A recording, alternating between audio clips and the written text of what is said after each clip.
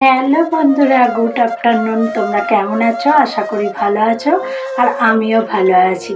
যেহেতু কালকে বুদ্ধ পূর্ণিমা, তাই ভাবলাম যে একটু ঠাকুরের কথা দেবো। দাদাভাই চলে এসছে কাজ থেকে, যেহেতু কালকে বুদ্ধ পূর্ণিমা তাই বাজার করতে যেতে হবে।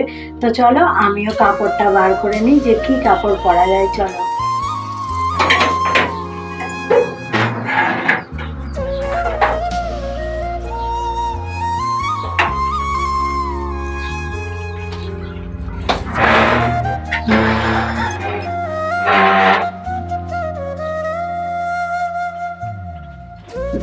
এই ছাপাটা পরলে হতো না?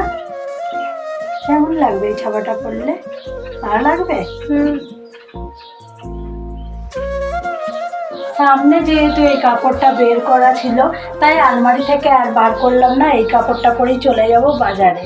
চলো ঝটপট করে আমি রেডি হয়ে নিই, আসছি আবার তোমাদের সাথে পরে। আমি রেডি হয়ে গেছি, এবার বেরিয়ে যাচ্ছি তোমাদের দাদার সাথে বাজার করতে।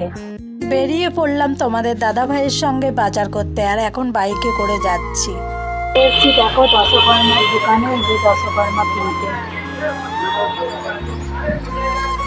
আর সাথে এসছে এই যে তোমাদের দাদা ভাই, সাথে এসছে এই যে আমার। যেহেতু কালকে ঠাকুরের কথা দেব বলে, তাই ফুলমালার দোকানে চলে এসেছি গাঁদা ফুলের একটা মালা কিনতে। কাল যেহেতু ঠাকুরের কথা দেব, তাই বড় জায়ের বাড়িতে নেমন্তন্ন করতে যাব, আর তার সঙ্গে সঙ্গে শ্বশুরকেও দেখতে যাওয়া হয়ে যাবে। তাই মিষ্টির দোকানে চলে এসেছি মিষ্টি কিনতে। আর এই দেখো আমার শ্বশুর বসে আছে, আর আমি একটু মিষ্টি জল খাইয়ে দিলাম।